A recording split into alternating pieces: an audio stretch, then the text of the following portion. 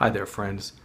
Today I've got something that I want to show you that I just ordered off of Amazon, and I'm really excited about this. I've heard about this particular item for a while, that it was being developed, produced, created, and I thought, man, that's a really awesome idea.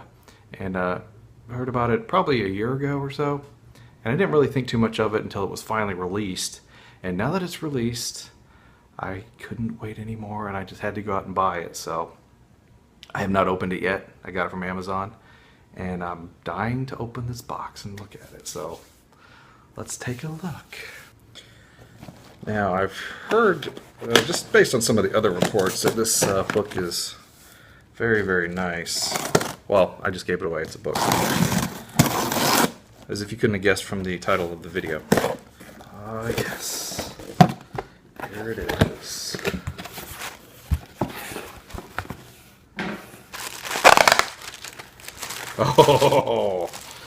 Oh man, I just love this. This is beautiful. Here, it's Art of Atari by Time Lapetino. And it's really nice. There's the side. And there's the back of it. Wow.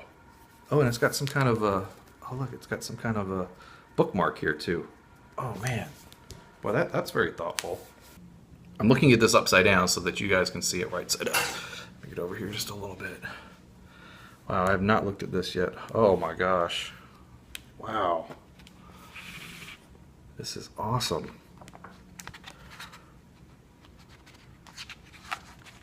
Pages are just very, very nice.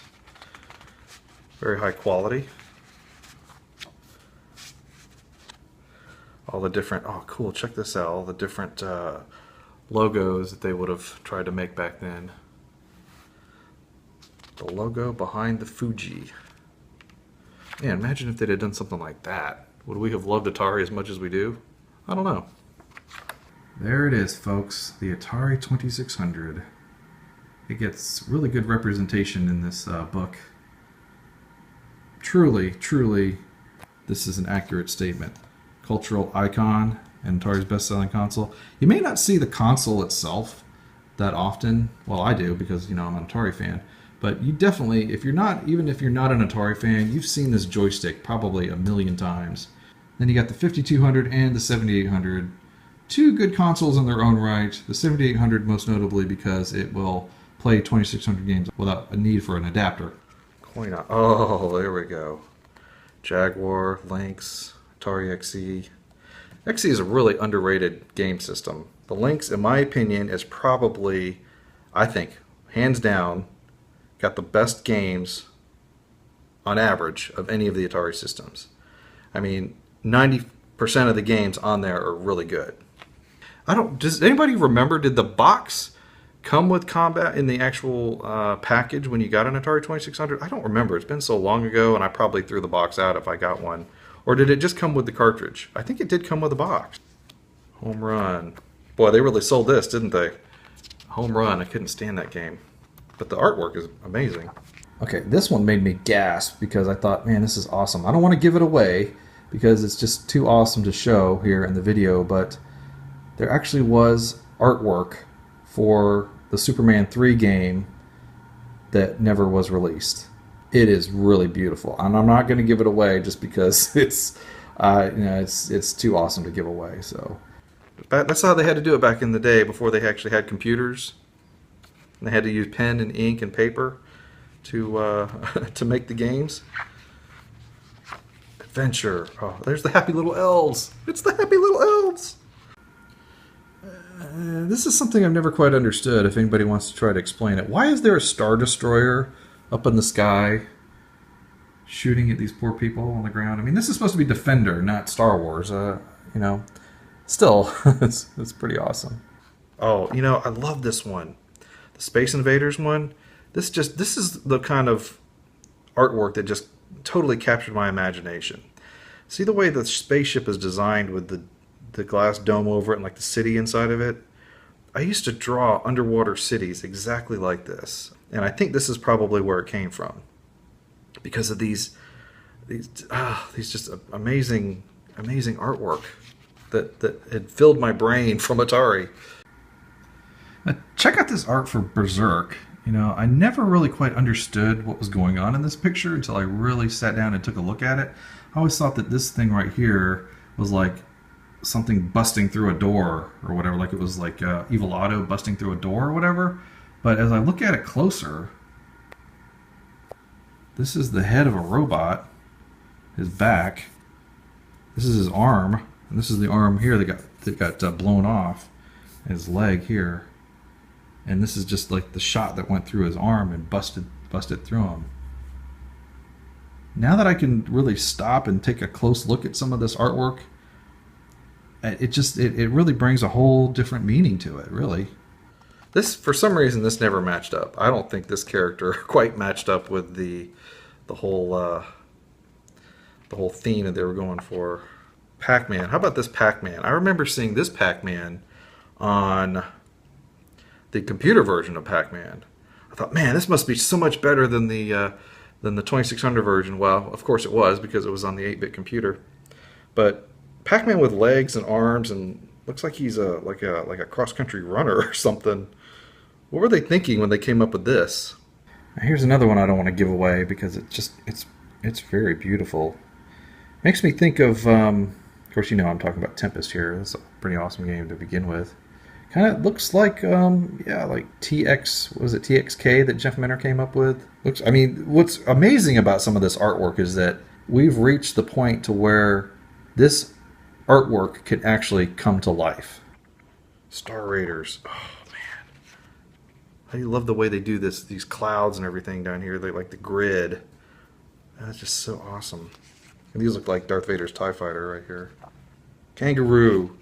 This is like one of my all-time favorite games. The arcade version in particular. Crawl. That's another amazing game for the 2600. I can't think of any game, any movie tie-in game that is better than Crawl on the 2600. And it's a great game in its own right. And like I was saying about the Space Invaders ship underwater city thing, there's something amazing about this. Looking at a futuristic city, it's just so cool. Not a big fan of the Sword Quest games, but the artwork is incredible. Waterworld. I've seen this so many times only because it's a game that is not. It's very rare. It's hard to get. So I've kind of looked over this artwork so many times thinking, man, where can I get a copy of Waterworld? All right, I think this one gets my vote for the most misleading box art for any Atari game. This shows a pirate, and looks like a sea battle going on there. A pirate with a sword here on the side. And what is the game that we're referring to? It's flag capture. Marketing. Gremlins. Oh man. But look at this. Look at Gizmo. Man. These guys who did this artwork back then they're just amazing. Dukes of Hazzard for 2600. This would have sold like crazy. Again, I don't like giving away all these art pieces out of this book because you should get it yourself and experience it for yourself. But I just want to kind of give you a little taste of what's in there and kind of what you can expect to see. Unbelievable. Atari 800. Never had one. I had a 400. And later I got an XL, Atari 800 XL. Cosmos. Another Atari innovation. 3D gaming before the 3DS. All these advertisements. Back in the 2600 days, they advertised the heck out of that thing. Afterward. Oh, and there's a nice glossary here for everything if you're looking for some particular game or artwork in here. 351 pages. So, yeah, I've barely shown you anything in this book at all. There you go. Here, let me just do a quickie. I'll just do the whole book in like 20 seconds. Ready? Done.